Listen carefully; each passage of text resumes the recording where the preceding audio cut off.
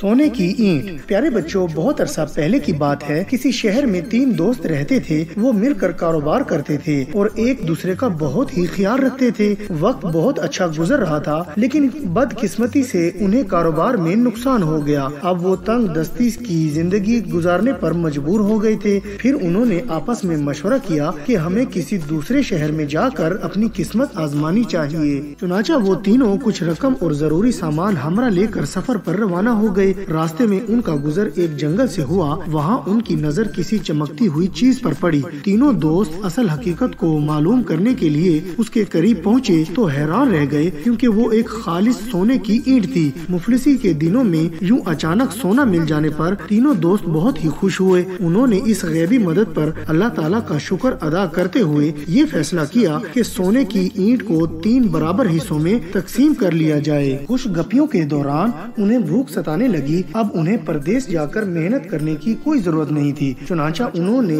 अपने एक साथी को कुछ पैसे देकर करीब के गांव में भेज दिया ताकि वो खाने पीने का सामान ले आए। जब वो गांव की तरफ रवाना हो गया तो बाकी दोनों दोस्तों ने सोचा कि अगर हम अपने तीसरे साथी को वापस आते ही खत्म कर दें तो सोने की इस ईंट को 2 बराबर हिस्सों में तकसीम कर सकते हैं। लालच ने उन्हें बिल्कुल अंधा कर दिया था। उधर तीसरा दोस्त भी लालची और बेईमान हो चुका था। उसने गांव में पहुंचकर पहले तो खूब पेट भर कर खाना खाया और फिर अपने साथियों के लिए खाना खरीद कर उसमें जहर मिला दिया ताकि वो दोनों जहरीला खाना खाते ही इस दुनिया से कूच कर जाएं और सोने की ईंट सिर्फ उसी के हिस्से में आए। जब वो जहर मिला खाना लेकर वापस पहुंचा तो दोनों साथी ताखीर से पहुंचने पर बहुत नाराज हुए और हमला करके उसे जान से मार डाला। अपने साथी को कत्ल करने के बाद वो इत्मीनान से जहर मिला खाना खाने लगे, लेकिन चंद नवाले खाते ही उन दोनों की तबीयत भी खराब हो गई और उन्होंने तड़प तड़प कर वहीं दम तोड़ दिया। इस तरह लालच ने